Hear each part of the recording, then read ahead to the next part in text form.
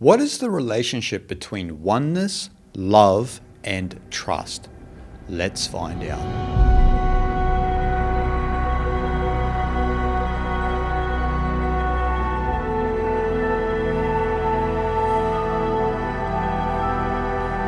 Many great spiritual traditions don't address the relationship between oneness, love, and trust. But within Taoism, this becomes a core teaching in understanding the ultimate nature of Tao and your ultimate nature. Now, to explain the deeper tenets of oneness, trust, and love, I will actually read a verse from my very own book, Effortless Living, to explain this relationship and also the paradoxical relationship of oneness itself. So let me read this important verse from my book to you. It is the feeling of oneness that we really seek, a feeling of oneness within ourselves that is never disturbed by the fluctuations of life in the outside world. When we are disturbed, we lose sight of our innate love. We never truly love the world in this way because we condemn it on the basis of our own conditioning. The only way to truly love the world is to trust it with a trust that cannot be moved by the deluded mind. Trust is the validation that the universe is one and that you do belong. So as I mentioned in this verse, what we all really seek is this feeling of oneness, this understanding that oneness is the real reality. And from a Taoist perspective, it's all Tao. Really, oneness is the true reality. But as I mentioned, we are often disturbed by the outside world. So whatever is going on in the outside world, this disturbs our understanding of oneness and that feeling deep within our heart that we are truly living in a reality that is one. But we often focus too much on the external factors in life, right? So a lot of people say, what about this conflict? What about that conflict?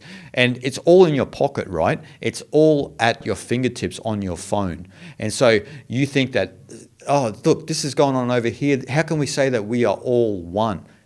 All conflicts all around the world have always been going on, but you existed without understanding and knowing that they even were a reality.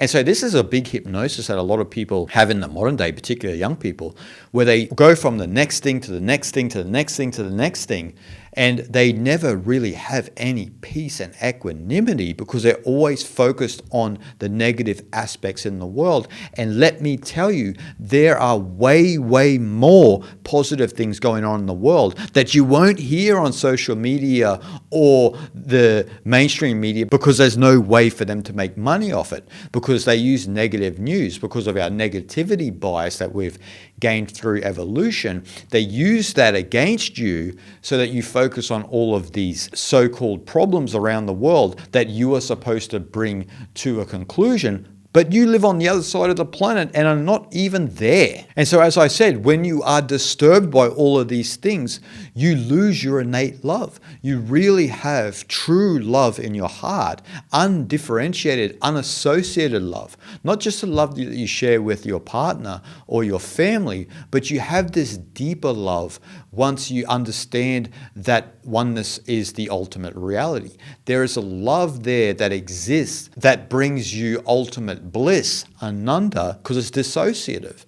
And so you have that ultimate love. But how can you embody that love if you're constantly focused on all of these things going on around the world that you think that you're going to bring to a close, and no one ever does, because it's not in your own backyard? You need to deal with your own immediate life rather than worrying about what someone else is doing on the other side of the planet, and stop playing this game of interference. And that's the hallmark of my book, Effortless Living, because it's studying the essential teaching of Wu Wei, effortless living, non-doing, non-interference, because the hallmark of all conflict is interference itself. So how can you continually solve problems by continually interfering, and other people interfere and other people interfere, and it never stops, right? It never stops. It becomes like this snowball that just keeps gathering more snow and going down the hill and becomes bigger and bigger and bigger.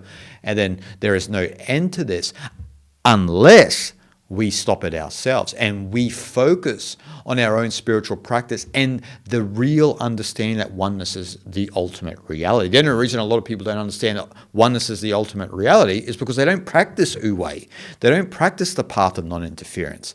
They're always involved in some sort of form of activism, or they're telling their neighbors how they should think and this and that, and it's all based on a lie, and it's based on the hypnosis of your own ego, your own jiva, your persona system that wants other people to think the same as you, right? You're going around trying to tell the world to think just as you are because you feel insecure if they don't think the same way as you. And this is a very new phenomenon at a large scale, right? Because it's only become bigger and bigger that we have this insecurity because of social media. So we see what other people think on another side of the world, and then we tell them what they are doing wrong and how they should think. And it's highly insecure and also immature. And so I say, in response to this way of thinking, we never truly love the world because we are condemning the world based on our own conditioning, right?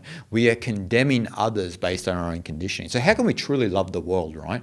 You see someone over on the other side of the world who comes from a completely different culture, has a completely different background, and evolutionary speaking, are thousands of years down another path, and you're 1,000 years down another path. And so how can you come over and say that this is the way you should think, because you're 1,000 years down on your own path? They don't even know what the hell you are doing on that path because it's way over there. But they're not concerned about what you're doing, but you have a vested interest in trying to change the way they think.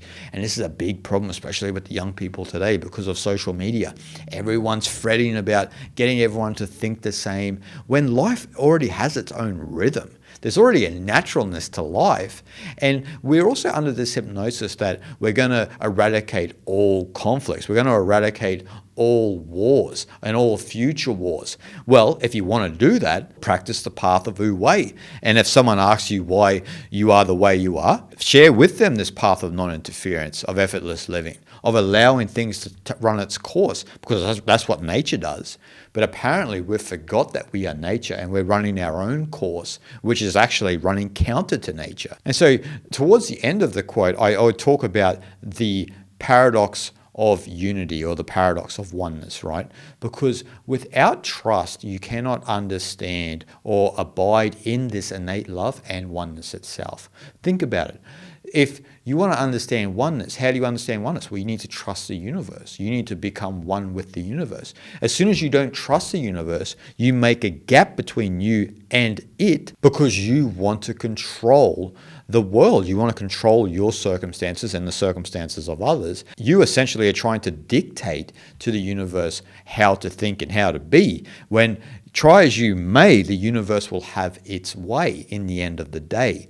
And you either will have to yield to that, or you will have to drown in the river of the Tao. This is the Tao river metaphor, right, or analogy, where if you let go of the banks of the river and stop fighting the current of the river, and you just allow the river to guide you down its path, then the river's power becomes your power, which is De, which is virtue. So that's the power of the Tao using you. But if you're constantly trying to swim against the river, you're never going to get anywhere. You're only going to meet resistance and conflict, and that's what we see all around the world. So I say trust is the validation that the universe is one and that you do belong. So trust is the paradox of oneness. You need to trust the world. You need to trust others. And so in doing so, as I said with the river analogy, the Tao's power becomes your power, and your life will be whatever the Tao chooses it to be for you.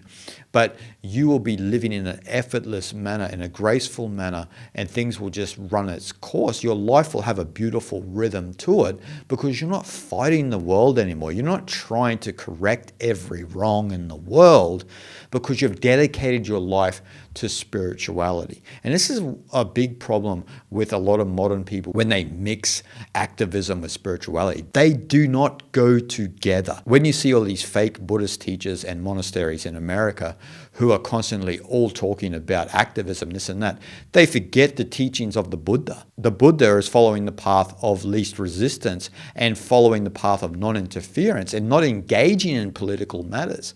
And so it's very disgraceful when I see those type of teachers and groups within the West that are more focused on activism than they are the true spiritual path. And they ought to be very, very ashamed of themselves.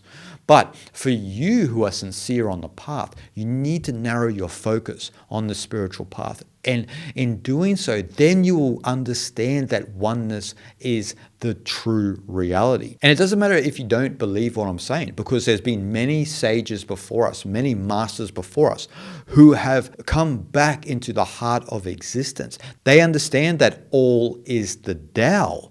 Not by trying to fix socio-economic political matters, but by following their own path, because we've all given that opportunity. The Tao has given us all of the opportunity equally, and it's only up to us to read the signs in our life, read the signs in our reality that are leading us to this path, to understanding that oneness is the true reality. You can still go down the activist path if you want, but you will end up in a psychological cul-de-sac, and there will be no way out of it, because all you have done is you have turned away from your innate love and you've lent into fear, and you believe that there is such a thing as division and separation. And so you've separated yourself from others because you are a victim of your own conditioning. You see the world according to your conditioning. This is what the illusion of Maya is in Sanskrit, the illusion of measurement. You are seeing the world through rose-colored glasses. You are not seeing the Tao in all. And the Tao loves and nourishes all, but does not lord it over them. And you too love and nourish all when you embody that character of the Tao, where you trust the world. Because when you trust the world, you are actually inadvertently loving the world. And that's the true nature of Taoism, and that's kind of what I'm speaking about in this quote, that love really exists in each and every one of us. But we've gone down into that psychological cul-de-sac in trying to change the world according to our own belief systems. But once you let go and you trust the world, then you will understand through your unassociated, innate love that the true reality of the Tao is one, and there could never be a second, because we are all the Tao. Shanti Shanti.